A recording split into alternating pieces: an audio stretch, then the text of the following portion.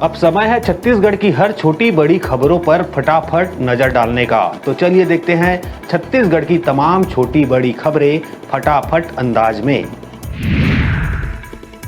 छत्तीसगढ़ में विधानसभा चुनाव के लिए पहले चरण के 20 सीटों के लिए नामांकन की प्रक्रिया हुई समाप्त। वहीं पहले चरण के लिए प्रत्याशियों के नाम वापसी 23 अक्टूबर से होगी शुरू।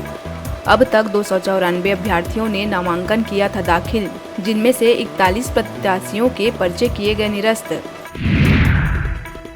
छत्तीसगढ़ विधानसभा चुनाव 2023 के लिए हमर राज पार्टी ने अपने प्रत्याशियों की तीसरी लिस्ट कर दी है जारी। इस सूची में 20 प्रत्याशियों के नाम है शामिल। हमर राज पार्टी के कार्यकारिणी अध्यक्ष BS रावटे मुख्यमंत्री भूपेश बघेल के खिलाफ लड़ेंगे चुनाव।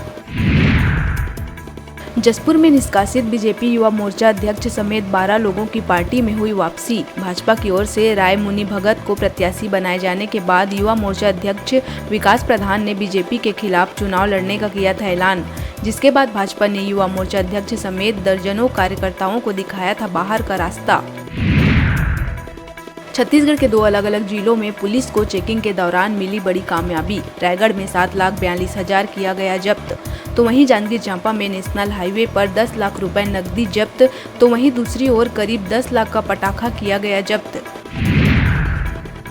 आचार संहिता के लागू होते ही अपनी तैयारियों में जुट गई है पुलिस प्रशासन। इसी के साथ ही सुकमा पुलिस ने 180 लकड़ी के स्पाइक्स के साथ 5 नक्सलियों को किया है गिरफ्तार। जवानों को नुकसान पहुंचाने के लिए लगाए गए थे नुकीले स्पाइक्स। गरियाबंद उदंती सीता नदी टाइगर रिजर्व के इंदा गांव परिक्षेत्र में 2 पेड़ों के तने में फंसकर तेंदुए की हुई मौत के बाद 4 दिन तक फंसी रही तेंदुए की लाश फिलहाल वन विभाग द्वारा पोस्टमार्टम करवाकर तेंदुए की कर दी गई है अंतिम संस्कार। छत्तीसगढ़ में आदर्श आचार संहिता में एक्शन मोड में है पुलिस। निगरानी दलों ने अब तक 14 करोड़ 33 लाख रुपए की नगद और वस्तुओं को किया है जब्त। प्रदेश की कानून व्यवस्था बिगाड़ने पर निर्वाचन करेगा सख्त कार्रवाई।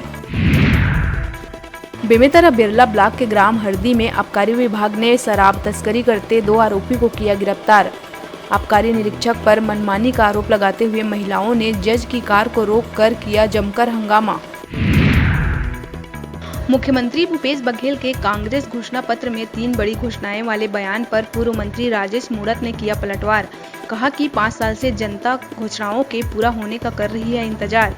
मूणत ने सवाल किया कि क्या दारू की घोषणा हो गई है इम्प्लीमेंट, किसानों को दे दिया गया बोनस। साथ ही पूछा कि आखिर बीजेपी के घोषणा पत्र को लेकर क्यों मची हुई है इतनी खलबली। कांग्रेस की तीसरी सूची में 22 विधायकों का टिकट काटे जाने पर कांग्रेस ने दिया तर्क। कांग्रेस संचार प्रमुख सुशील आनंद शुक्ला ने कहा कि पार्टी ने योग्य उम्मीदवारों का किया है चयन, सारे अपने क्षेत्रों में हैं बेहद लोकप्रिय। सुशील आनंद ने कहा कि हमने अब की बार 75 पार का लक्ष्य किया है निर्धारित। छत्तीसगढ़ विधानसभा चुनाव 2023 के लिए आम आदमी पार्टी ने प्रत्याशियों की चौथी लिस्ट कर दी है जारी। इस सूची में कुल 12 प्रत्याशियों का नाम है शामिल। पार्टी ने इससे पहले जो उम्मीदवारों की घोषणा की थी उस पहली सूची में 10, दूसरी सूची में 12 और तीसरी सूची में 11 प्रत्याशियों का था नाम शामिल। अब तक आपने कुल 45 उम्मीदवारों की कर दी है घोषणा। छत्तीसगढ़ विधानसभा चुनाव के लिए कांग्रेस ने 90 विधानसभा सीटों के लिए प्रत्याशियों का कर दिया है ऐलान।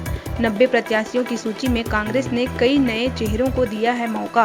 कुल 22 सिटिंग विधायकों का काटा गया है टिकट। हालांकि टिकट कटने से कई विधायकों में नाराजगी है और वह कांग्रेस के खिलाफ कर रहे हैं बगावत। टिकट वितरण के बाद कांग्रेस में शुरू हो गया है बगावत का खेल। बिलासपुर के बेलतरा विधानसभा में स्थानीय नेता को टिकट दिए जाने की लगातार की जा रही है मांग। बता दें कि कांग्रेस नेता त्रिलोक श्रीवास ने अपने समर्थक और कांग्रेस के कार्यकर्ताओं की बुलाई महत्वपूर्ण बैठक। बेलतरा से टिकट नहीं दिए जाने की वजह से त्रिलोक निर्दलीय चुनाव लड़ने का कर रहे हैं विचार। कांग्रेस ने इस बार बेलतरा सीट से जिला कांग्रेस कमेटी के अध्यक्ष विजय केसरवानी को बनाया है प्रत्याशी। महासमुंद के कोमाखान थाना अंतर्गत ग्राम पतेरा पाली के 3 दिन पुराने दोहरे हत्याकांड का फरार आरोपी पोखराज ठाकुर की रविवार को उसके मामा गांव ग्राम दरबेकेरा में पेड़ पर लटकी मिली लाश। बता दें कि शराब के नशे में धुत युवक पोखराज को भाभी ने पैसे देने से इनकार किया तो उसने अपनी भाभी और भतीजे को सब्बल से वार कर उतार दिया था मौत के घाट। छत्तीसगढ़ के 2 अलग-अलग जिलों में पुलिस को चेकिंग के दौरान मिली बड़ी कामयाबी। यहां पुलिस और जिला प्रशासन की टीम ने लाखों रुपए कैश, साड़ियां और पटाखे किए हैं जब्त। बिलासपुर जिले में 2 जगहों पर हुई कार्रवाई। एक जगह से 2,28,000 रुपए की साड़ी, जबकि दूसरी जगह से 1 लाख के पटाखे किए गए हैं जब्त। वहीं कोरबा जिले में पुलिस ने 3.5 लाख रुपए नकदी किया है बरामद। राजधानी के WRS स्थित ऐतिहासिक दशहरा मैदान में इस बार 110 फीट ऊंचा रावण का पुतला किया जाएगा दहन। बंगाल से आए कारीगरों की टीम पिछले 1 माह से कर रही है तैयारी। दशहरा उत्सव में देखने को मिलेगी भव्य आतिशबाजी। इसके लिए कोलकाता से बुलाए जा रहे हैं आतिशबाज। महापौर एजाज ढेबर ने दी जानकारी।